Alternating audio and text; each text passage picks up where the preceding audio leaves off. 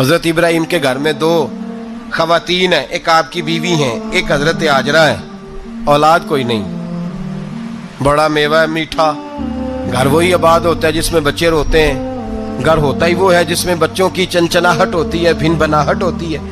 حضرت ابراہیم نے ایک بچہ روتے ہوئے دیکھا تو آنکھوں میں آنسو آئے، کہنے لگے ربی حب لی من الصالحین، یا اللہ مجھے بھی نیک اولاد عطا کر دے۔ حضرت سارہ نے سن لیا، کہنے لگی ابراہیم شاید میرے بطن سے تو آپ کو نصیب نہیں، ہاجرہ سے نکاح کر لو۔ جناب ہاجرہ سے نکاح ہوا۔ اللہ تو بڑا بے نیاز ہے، رب کریم نے حضرت اسماعیل جیسا خوبصورت بیٹا عطا فرمایا۔ بیٹا کالا سیاہ بھی ہو تو سینے کی ٹھنڈک ہوتا ہے، پر یہ تو وہ بیٹا ہے جس کی پیشانی میں نور محمدی چمکتا ہے صلی اللہ علیہ وسلم۔ حضرت سیدنا اسماعیل علیہ اتنے خوبصورت، اب جس بیوی کے ہاں بیٹا تھا بیٹھنا اٹھنا بھی زیادہ اس کے پاس، آنا جانا بھی اس کے پاس، توجہ ادھر ہو گئی۔ جناب سارہ رشک کرنے لگی، ایک دن کہنے لگی اسے چھوڑ آ جنگل میں، وادی غیر ذی زرع مکے کے پاس۔ بھائی ایک بیٹا عالم دین بنا لو، کہنے لگا روٹی کہاں سے کھائے گا؟ تیرے 5 بیٹے ہیں، کو حافظ قرآن بنا، کہتے روٹی کہاں سے کھائے گا؟ وہ بچہ بھی کہتا ہے میں کہاں سے کھاؤں گا؟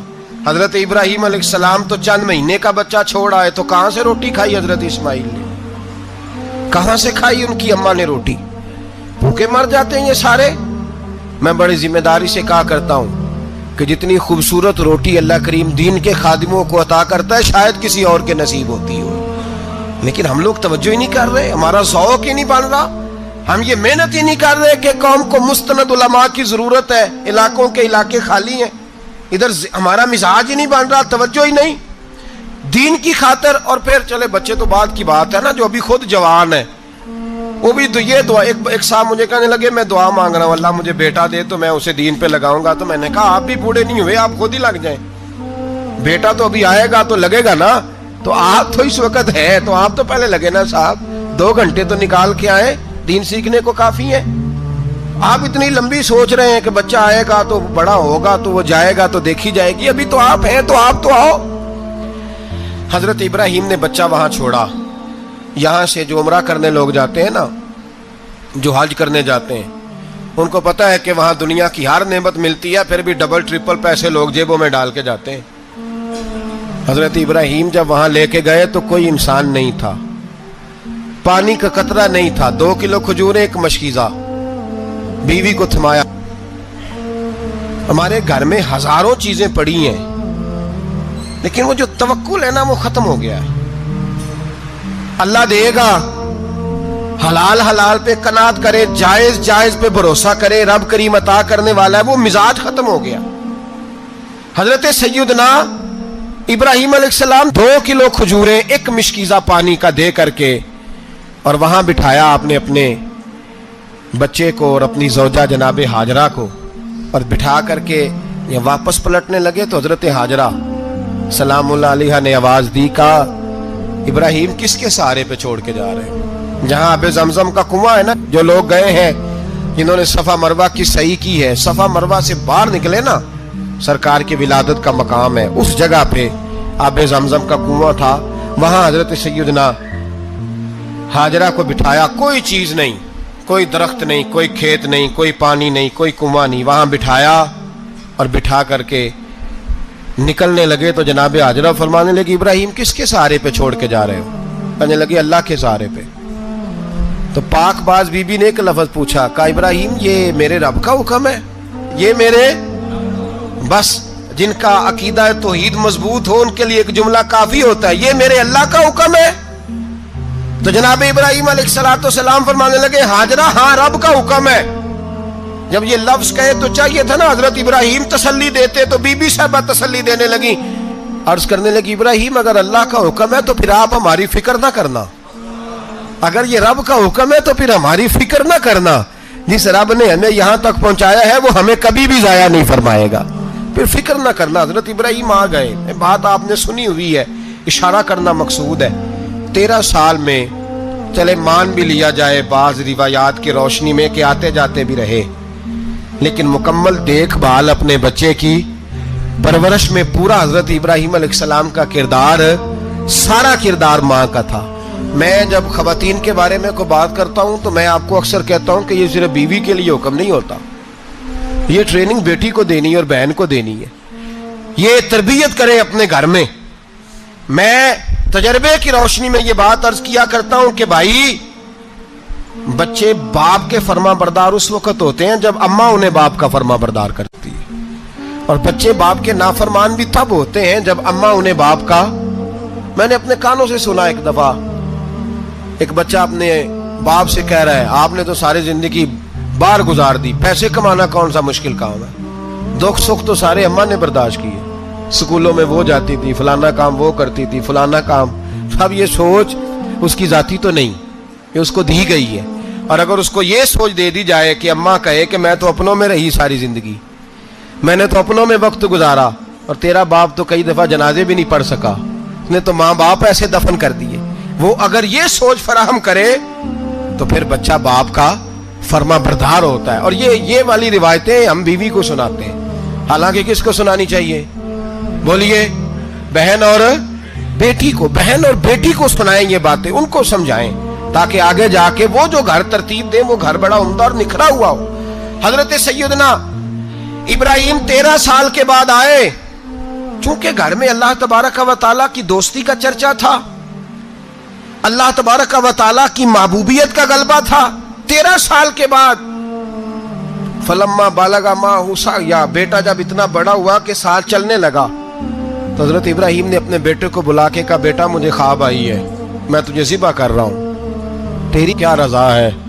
تو حضرت اسماعیل کہنے لگے یا ابت افعل ما تؤمر، ابا جی اللہ جیسے حکم دیتا ہے میرے ساتھ ویسے ہی کریں، جیسے اللہ حکم دیتا ہے ویسے ہی، بولیے، ویسے ہی کریں۔ حضرت حاجرہ کو کہا کہ ایک دوست نے دعوت کی ہے تو وہاں جا رہے ہیں، بی بی مطمئن ہے، تفصیلات کی ضرورت نہیں، ختم بات، اعتبار ہے، مطمئن ہو گئی۔ شیطان پیچھے سے آیا اماں کے پاس، ذرا تھوڑی دیر کے لیے تصور جمائیے،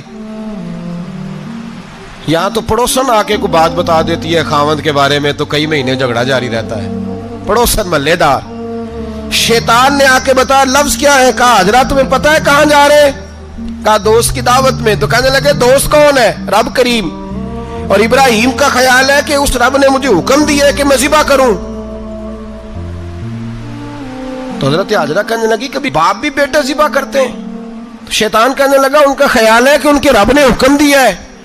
تو جناب حاجرہ فرمانے لگی اگر رب نے حکم دیا تو پھر تو مجھے شیطان لگتا ہے، تو مجھے شیطان لگتا ہے۔ کہا کیا مطلب؟ فرمانے لگی اگر رب کریم کا حکم ہے تو میرے پاس ایک اسماعیل ہے، اگر 1000 بھی ہوتے میں سارے اللہ کے راستے میں پیش کر دیتی، دے دیتی، مالک کا ہی تو ہے سارا کچھ، اسی کا ہے، اس میں لیت اللہ کی کیا گنجائش؟ حضرت سیدنا ابراہیم علیہ السلام نے بیٹے کے حلق پہ چھری رکھ بھی دی اور چھری چلا بھی دی، رکھ بھی دی، اور وہ تو اللہ کریم نے فرمایا یا ابراہیم قد صدقت الرؤیا، ابراہیم تو نے خواب سچا کر دکھایا، وہ قیامت تک تیرا نام رہے گا۔ حضرت ابراہیم نے وطن بھی دیا، جان بھی دی، بیٹا بھی، اللہ کریم نے دمبے دیے، فرمایا یہ فدیہ ہے۔ اب یہ قربانی قیامت تک حضرت ابراہیم کے طریقے کے مطابق جاری ہے۔ حضرت ابراہیم بہت بڑے مہمان نواز تھے، بہت بڑے۔ آپ جب مصر میں قیام تھا تو بڑے بڑے لمبے چوڑے لنگر پکتے تھے، لوگ آیا جایا کرتے تھے، بڑا تفصیل کے ساتھ کھانا ہوتا تھا۔ مہمان نوازی آپ کی خاص صفت مبارکہ ہے، ہمارے ہاں بھی مہمان نوازی ہوتی ہے امیروں کی، بلکہ اب تو مہمان نوازی اس طرح کی ہے کہ کل تیری میرے پاس دعوت ہے اور پرسوں میری تیرے پاس ہے، وہی امیروں میں وہ چکر رہتا ہے، پارٹیاں دوست ایک دوسرے کو ڈالتے ہیں، تیری طرف پارٹی تیری طرف، اور اسی انداز میں اب یہ عید آئے گی نا ٹکا پارٹیاں ہوں گی جگہ جگہ، اور لوگ سوال پوچھنے لگے ابھی سے، کہتے ہیں قربانی کا کتنا گوشت گھر رکھنا جائز ہے؟ قربانی کا کتنا گوشت گھر رکھنا جائز ہے؟ سارا ہی جی، اس لیے فریزر لے لے، فریج سے نہیں کام چلے گا، سارا ہی جہاز گھر رکھنا سارا ہی جائز ہے، رکھ لیں۔ او خدا کے بندے، قربانی وہ بندہ دیتا ہے جو سارا سال ہی گوشت کھاتا ہے، صحیح کہہ رہا ہوں؟ قربانی صاحب نصاب صاحب استطاعت بندہ دیتا ہے نا، تو وہ سارا سال ہی گوشت، تو سارا گھر میں رکھنا بھی جائز ہے، لیکن سارا دے دینا بھی تو جو آ رہی ہے اس پہ کیوں توجہ کرتے ہو؟ جو دوسرا جائز ہے اس پہ کیوں نہیں عمل کرتے؟ سارا تقسیم کر دیں، بات ختم ہوئی۔ یقین کریں محرم میں جا کے دوست ٹیلی فون کر کے سوال پوچھتے ہیں، کہتے ہیں صاحب سنا ہے قربانی کا گوشت محرم میں کھانا جائز نہیں۔ میں کہ نہیں، ربیع الاول چ بھی جائز جے، رجب رمضان تک کھاؤ، کوئی بندہ نہیں منع کرتا، اس لیے کہ کسی کو دینا تو پسند ہی نہیں، یا پھر اس میں سے جو خاص خاص چیزیں ہیں وہ اپنی فریج میں اور باقی جو ہے وہ دوسروں کے لیے۔ یہ کیا طریقہ ہے ہمارا؟ قربانی اسلام کا ایک خوبصورت ترین عمل ہے، یہ محبوب ترین عبادت ہے اللہ تعالیٰ کی۔ قربانی اپنی فضیلت کے لحاظ سے، عظمت کے لحاظ سے، اپنی بلندیوں کے لحاظ سے دین میں بڑا مقام رکھتی ہے، لیکن ہر چیز کا رنگ روپ بدل دیا جاتا ہے نا، چونکہ قربانی چلی آ رہی تھی حضرت ابراہیم خلیل اللہ علیہ السلام سے، تو اہل عرب جو تھے مشرکین مکہ قربانی کا تعارف وہ بھی رکھتے تھے، پر وہ قربانی کی حقیقت کو، قربانی کی حکمت کو، قربانی کے حسن کو، قربانی سے پھوٹنے والی روشنی کو سمجھنے سے ناآشنا تھے۔ وہ کیا کرتے تھے کہ جب وہ کوئی قربانی کا جانور ذبح کرتے تو اس کا جو خون ہوتا وہ بیت اللہ شریف کی دیواروں کے ساتھ مل دیتے۔ قربانی کے جانور کا جو گوشت ہوتا وہ لا کے بتوں کے سامنے رکھتے کہ یہ خون کعبے کی دیوار سے خون ملنے سے اور بتوں کے آگے گوشت رکھنے سے شاید ہماری قبولیت ہو جائے گی، ہم نے جانور ذبح کیا ہے۔ کمال ہے میرے رب کریم کی کتاب کا انداز بھی۔ قرآن مجید مختصر الفاظ کے اندر، مختصر جملوں کے اندر، اجمال کے اندر اتنی بڑی تفصیل بیان کر دیتا ہے کہ انسان کے ذہن کے، دل کے، دماغ کے دریچے کھل جاتے ہیں۔ اللہ کھانے پینے سے پاک ہے، بے نیاز ہے مالک۔ رب کریم نے فرمایا لَن يَنَالَ اللَّهَ لُحُومُهَا، فرمایا ہرگز نہیں پہنچتا اللہ کی بارگاہ میں تمہارا گوشت، وَلَا دِمَاؤُهَا، اور نہ ان کے خون، نہ اس جانور کا گوشت اللہ کی بارگاہ میں پہنچتا ہے، نہ خون پہنچتا ہے، تو مالک پہنچتا کیا ہے؟ وَلَكِنْ يَنَالُهُ التَّقْوَى مِنْكُمْ، بلکہ رب کی بارگاہ میں تو تمہارے دلوں کا تقویٰ پہنچتا ہے۔ تمہارے دل میں کیا ہے، تم اپنے رب کی رضا کتنی چاہتے ہو، یہ بات جاتی ہے۔ گوشت اور خون تو یہاں رہ گیا، فرمایا نہ اللہ کی بارگاہ میں خون پہنچ رہا ہے جانور کا، نہ گوشت پہنچ رہا ہے، دل کا تقویٰ پہنچ رہا ہے۔ معنی کیا ہے کہ جانور خریدتے وقت بھی اپنے دل سے پوچھنے نا تیرا دل کیا کہتا ہے، نیت کس سے جانور تو لے رہا ہے، تیرا ارادہ کیا ہے، اور جب تو ذبح کرے تو بھی اپنے دل پہ توجہ رکھ، تیرے دل میں اس کے لیے کیا ہے، تیرے دل کے اندر تقویٰ کتنا ہے، اللہ کی رضا حاصل کرنے کا جذبہ کتنا ہے۔ اور جب تو اس کا گوشت بانٹے تو پھر بھی تیری نظر آنے والے بندے پر نہیں ہونی چاہیے، جس گھر میں گوشت جا رہا ہے اس گھر پر تیری نظر نہیں ہونی چاہیے، بلکہ تیری نظر تو رب کی رضا پہ رہنی چاہیے۔ اللہ کی بارگاہ میں جو چیز جائے گی وہ دل کا تقویٰ جائے گا، اپنے دل پر محنت کی جائے، دل کی خواہشات، دل کی نیتوں کو، ارادوں کو صحیح کیا جائے۔ ایک آیت نے سارا فلسفہ بیان کر دیا کہ نہ وہاں خون جاتا ہے نہ گوشت جاتا ہے، وہاں تو تمہارے دل کا تقویٰ جاتا ہے، تو جس چیز نے وہاں جانا ہے اس پر زیادہ توجہ ہونی چاہیے تھی، اس کا زیادہ خیال ہونا چاہیے تھا۔ یہ فلسفہ ہے قربانی کا کہ آپ کی نیت کیا ہے، کسی کام کے لیے آپ کا ارادہ کیا ہے۔ ہمارے ہاں قربانی کے ساتھ جس طرح جانور منسلک ہے نا، کہ قربانی میں جانور ہونا بڑا ضروری ہے اور قربانی کے لیے پیسے ہونا بڑا ضروری ہے، اسی طرح قربانی کے اس سارے سیزن کے اندر کسائی کا بھی بڑا رول ہے، اس کا بھی ایک بڑا کردار ہے، وہ بھی بڑی اہمیت کی حامل پرسنالٹی ہے ان دنوں میں، اور پہلے سے بڑے سارے معاملات ہیں، اور اس دن کسائیوں کے جو معاملات ہیں ان کی جو بھاگ دوڑ ہے وہ بھی ایک پوری داستان ہے، چونکہ بہت ساری جگہوں پہ انہوں نے جانا ہوتا ہے، اور جہاں وہ بیٹھے ہوتے ہیں ان کو بھی کافی جلدی ہوتی ہے کہ جلدی سے جانور ذبح ہو جائے، جلدی سے گوشت بن جائے، اور جس جگہ انہوں نے بعد میں جانا ہوتا ہے ان کے بھی 15 فون آ چکے ہوتے ہیں، تو وہ جو خاص اسلام حکم دیتا ہے اس موقع پر، اور نبی پاک علیہ الصلوۃ والسلام کی جو خاص نصیحتیں اور حضور نے جو خاص احتیاطیں بتائی ہیں وہ احتیاطیں پوری نہیں ہوتی. دیکھیں آپ اس فلسفے کو سمجھیں کہ قربانی کی تعریف یہ ہے کہ مخصوص جانور مخصوص وقت میں اللہ کی رضا کے لیے ذبح کرنا ہے, اللہ کی رضا کے لیے. اب یہ نہیں ہے کہ آپ نے فٹافٹ آؤ دیکھا نہ تاؤ دیکھا, جس طرح کی چھری آپ کو مل گئی جس طرح ہو سکا بس اس کو مار دینا ہے. اسے ذبح کرنا ہے اور اچھے طریقے سے کرنا ہے. یہ حدیث آپ کو سیاستہ میں ملے گی, مسلم شریف میں ملے گی, ابو داؤد شریف میں ملے گی. حضرت شداد بن اوس رضی اللہ تعالیٰ عنہ حدیث کے راوی ہیں. نبی پاک صلی اللہ تعالیٰ علیہ وسلم نے فرمایا احسان کرنا اللہ نے فرض کیا ہے ہر چیز پر. مالک نے ہر چیز پر احسان کرنا فرض کیا ہے.